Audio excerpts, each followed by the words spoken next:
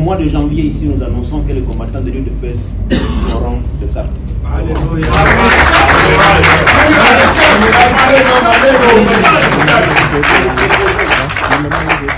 Nous proposons pour Kinshasa.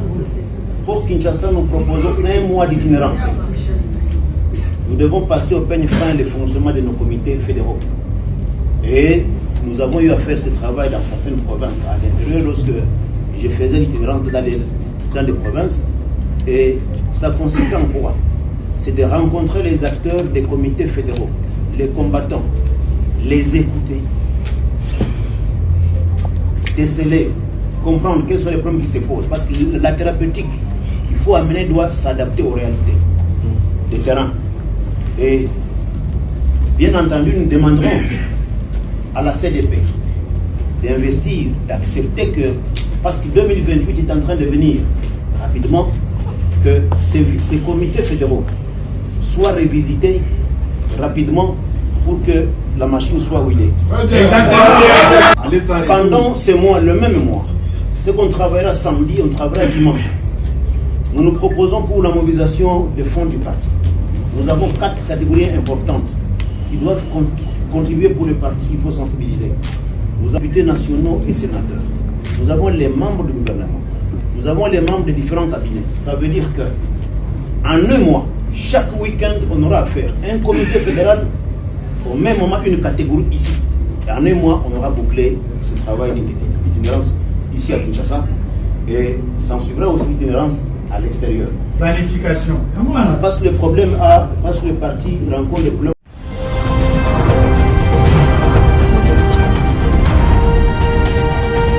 Pour nous, c'est vraiment important d'apprendre comment la démocratie ici en RDC fonctionne. Alors pour nous, c'est vraiment un grand honneur de recevoir des explications d'une personne honorable comme le premier vice-président. C'est incroyable d'avoir cette expérience et j'ai plein de gratitude. Bon, la mission, c'est que nous voulons intensifier la coopération entre l'Allemagne et le Congo. Parce que ça, ce sont 2 pays qui se retrouvent au cœur de leur continent. L'Allemagne, c'est la puissance mondiale, la puissance européenne du point de vue économique. Et le Congo, c'est les poumons de l'Afrique et puis du monde, on peut le dire. Et c'est pourquoi nous voulons que les étudiants puissent s'échanger pour qu'ils puissent voir comment on peut faire encore beaucoup plus mieux à l'avenir. Bon, en général, ça c'est quelque chose qui correspond très bien à nos objectifs. Au temps de Fondation Konrad Adenauer, on essaie d'améliorer les relations politiquement entre l'Allemagne et la RDC. Et ça inclut bien sûr les relations entre les gens, les relations entre les étudiants. Donc on reçoit les étudiants allemands ici et on voit aussi les étudiants congolais pour aller apprendre et échanger avec les étudiants là-bas en Allemagne. Bon, il n'y a pas de souci, donc comme vous voyez, on est mélangé entre les Allemands et les Congolais, donc c'est vraiment un plaisir pour eux d'être ici et ça se passe très très bien.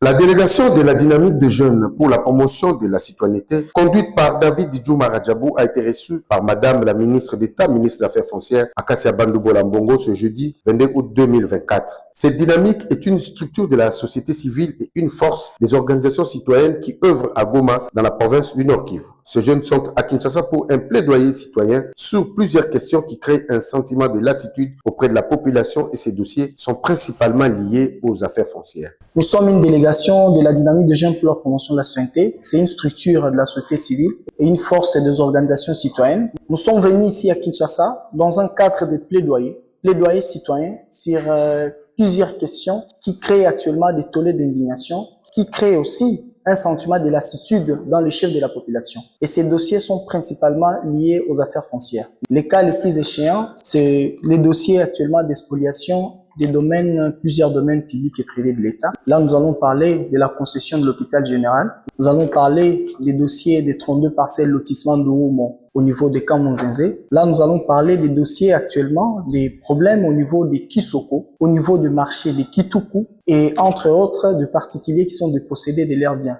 Madame la ministre d'État, ministre des Affaires foncières, Akassia Bandoubola Mbongo, qui travaille selon la vision du président de la République, Félix Antoine Tshisekedi Tshilombo, sous la conduite de la première ministre Judith Suminwa Tuluka, veut assainir les secteurs fonciers et diminuer les conflits fonciers. Dans un mémo remis à Madame la ministre d'État, la dynamique de jeunes pour la promotion de la citoyenneté dénonce plusieurs cas d'expoliation, notamment la spoliation des aires des jeux communaux et des espaces de la ville de Goma.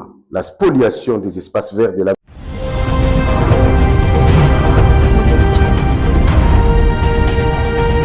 Ils prennent part à cette célébration eucharistique plusieurs personnalités. Ces journées diocésaines des jeunes se passent à la paroisse Cœur Immaculé de Marie Fataki. Nous sommes à plus ou moins 85 km au nord de Bunia, en territoire d'Njougou.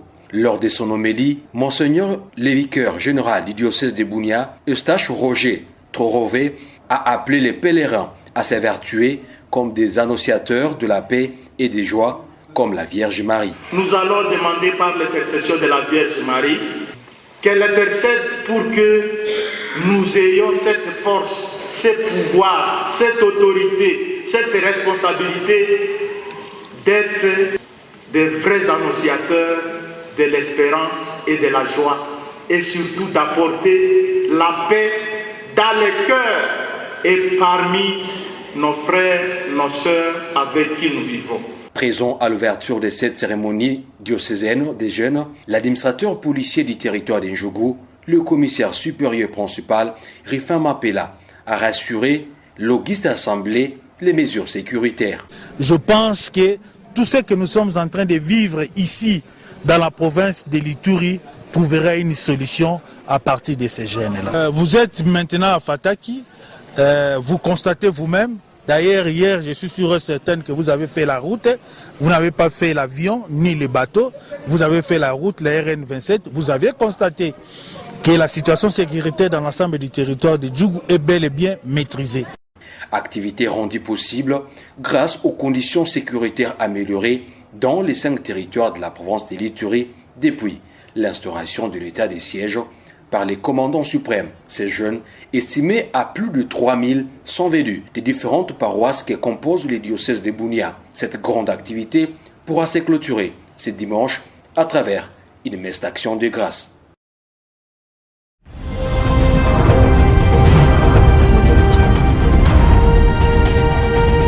C'est dans l'objectif de prouver combien il porte encore et toujours la commune de Limba dans son cœur que le président Gandou-Mouya Yannick, initiateur de la dynamique qui porte son nom, a organisé une marche de santé ce samedi 24 août 2024. Une marche partie du temple Barouti, tabernacle via quelques grandes artères de Limba pour chuter au siège de la dynamique Gandou-Mouya Yannick. Sur place, le président Gandou-Mouya Yannick est revenu sur les motivations de cette marche de santé. Nous sommes dynamique Gandou-Mouya Yannick, une structure ou un groupe de jeunes conscients ayant un slogan très décisif dans le sens de lutter contre les anti-valeurs dans notre commune de Lemba. Et nous avons 3 messages clés lorsque nous réunissons les gens.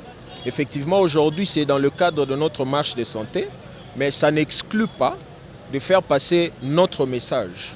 Je disais tantôt, nous avons notre slogan qui se résume à Lemba eza ya kotekate, Lemba eza ya kobomate, Lemba esengeli ezongela bizaelango ya kala o ebungisa.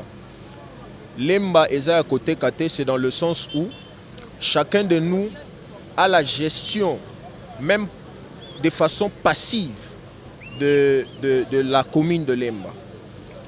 Nous avons vécu cela pendant la période de campagne, on en a parlé. Lemba eza ya kobomate, c'est par rapport aussi à notre comportement de tout le jour. Quelques membres de la dynamique Gandou-Mouya Yannick ont salué de demain cette initiative qui va dans le sens du développement de la commune de Lemba. La dynamique Gandou-Mouya Yannick, à travers son slogan « Lemba n'est pas à vendre », signe et persiste de redorer l'image de cette commune réputée du savoir. Profitant de cette occasion, le président Gandou-Mouya Yannick a rendu visite à un membre de sa structure qui a perdu son épouse.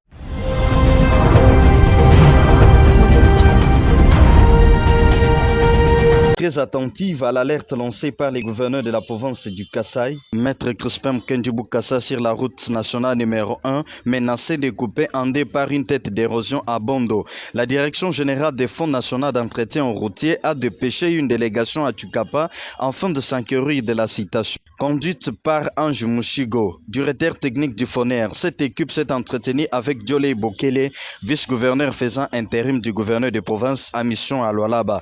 Nous sommes en mission dans la province du Kasaï. La direction générale du FONER nous a chargé d'effectuer une visite. Comme vous le savez, avec les nouveaux management du FONER, c'est de venir aux provinces bénéficiaires de notre financement, voir l'effectivité des travaux que nous finançons à travers les agences routières dont l'OVD, l'Office des routes et l'OVDA. Nous venons de financer la suite des travaux, des érosions, des sites érosifs dans la ville de Kasaï. Nous venons voir effectivement si les travaux ont été bien exécutés et si les travaux, qu'est-ce qu'il reste à faire pour que les sites érosifs soient maîtrisés.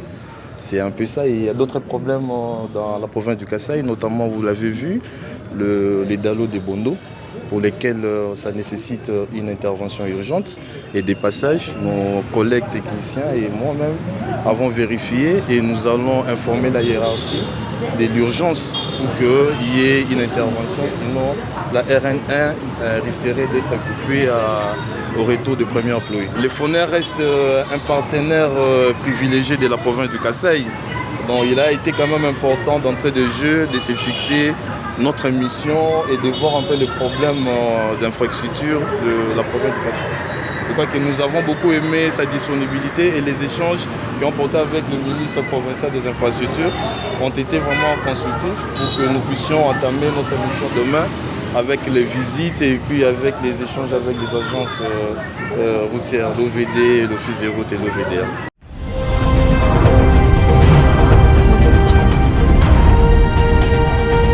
Après sa nomination au gouvernorat provincial de Kinshasa, le nouveau ministre des Hydrocarbures, Jackson Mpunga, a échangé avec les opérateurs économiques de son secteur communément appelé Kadhafi.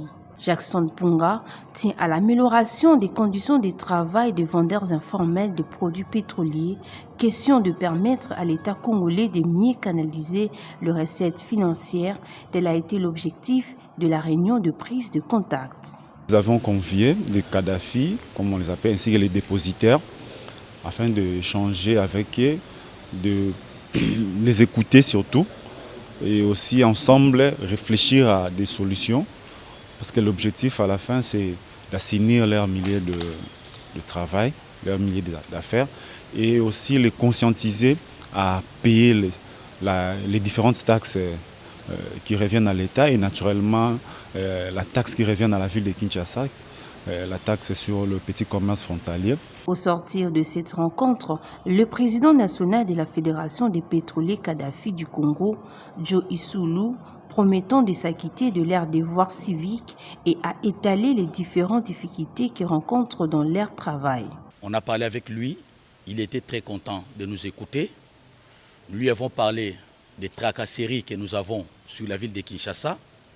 Il nous a écoutés, il nous a promis de s'y appliquer là-dessus pour faire que, étant qu'opérateur économique dans les secteurs pétroliers communément appelés les Kadhafi, il va s'impliquer afin de nous mettre en paix, libres d'exercer calmement notre activité et nous aussi, à notre tour, de se conformer à payer ce qui est comme taxe vis-à-vis de la ville de Kinshasa, étant que nous vivons dans la ville de Kinshasa. Le ministre des Hydrocarbures, ville de Kinshasa, Jackson Mpunga, a promis de trouver des solutions idoines dans les prochains jours.